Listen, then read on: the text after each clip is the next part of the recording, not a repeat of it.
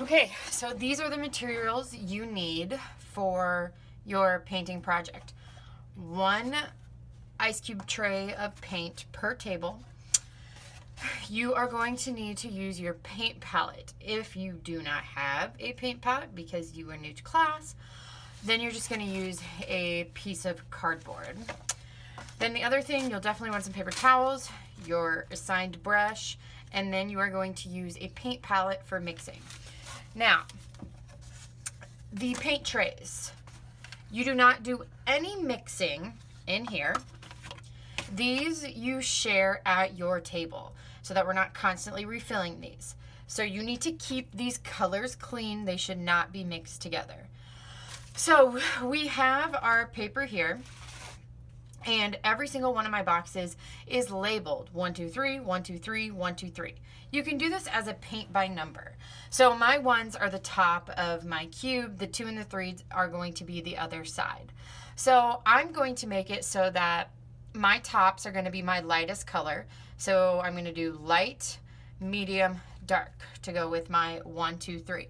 Now you can pick whatever kind of pattern you want for this, but I would go ahead and recommend working on it 1 cube at a time, or to save you guys some time, do just all of the ones first that you want to have a specific color, okay? So I'm gonna do this row the same so you can kind of see it. So what I'm going to start, I'm going to take my paint and I'm gonna do 1 being my lightest color. I'm going to take and do a tint. So I'm gonna use a blue so you can see it. So I'm gonna take my color with my palette knife, and that's gonna be mixed in here. Now I'm making a tint, so I'm gonna add white. Take the paper towel, wipe it off please, and get the new color so that we keep these colors clean. Then I'm gonna mix this together. So this is going to be the color for my number 1. Same thing, if you do not have this paint palette, once again, you'll just do that on cardboard. So I'm gonna make sure this is really, really mixed in together. So this is going to be the color for my number 1. So now I'm gonna go in, and for this row, I'm just going to paint in the tops. The other thing I forgot to tell you, you need a sloppy copy underneath as well to keep the table clean. So when we paint, and I'll speed this up in a second, when we paint, it is so important that we are creating nice long lines. We are not scrubbing like this. I would start by taking your brush, outlining those straight edges, and then go to fill it in.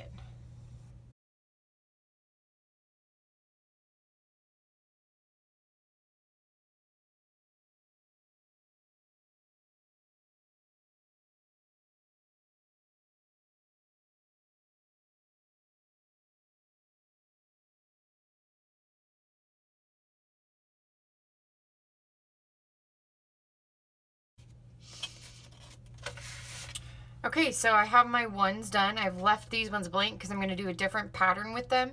It really doesn't matter what pattern combination you choose to do, as long you need to use a minimum of 3 colors. So when I say 3 colors, this one right now is going to be blue, but I'm going to have a tint, which is the white. I'm going to have it just like the regular color, and it's going to get darker. That doesn't count as 3 different colors there. Like my core color that I'm using is blue for this one, okay? So then this one I could do like purple, I could do green. It doesn't really matter. You get to choose, pick a pattern. So when I'm done my number 1, then I'm going to go in, I'm going to do all the numbers too. And I'm just going to do a couple of these so you can kind of see this come together a little bit. Your brush, you can either rinse it out in the sink or just use your sloppy copy to kind of get rid of that extra color.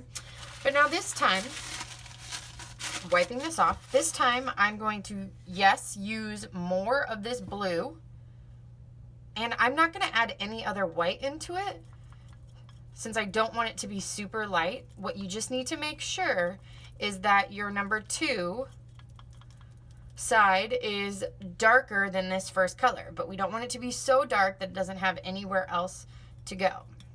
So now I'm going to start using this color to fill in all of the side that says number 2.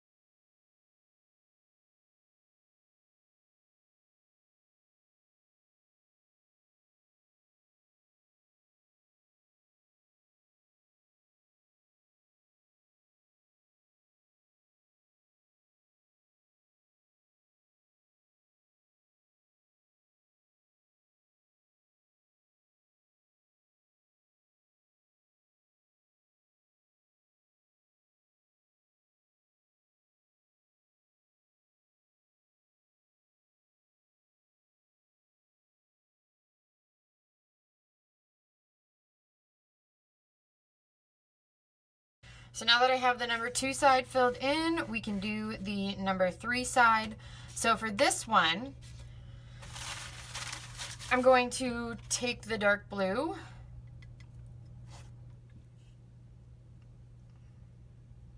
and then I'm just going to put in a tiny bit of black. Do not do very much because it will overpower the color.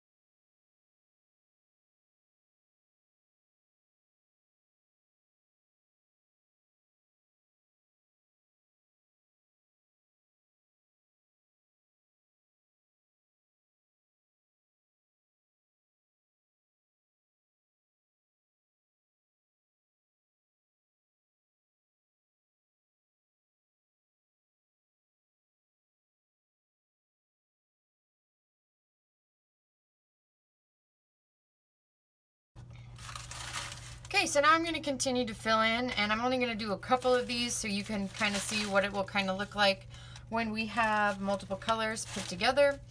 So I'm going to go ahead, and I should probably rinse this off, but I'm not going to leave my video station here to do that. I'm going to go ahead and I'm going to use a pink for my next color with a white for my tint of the top.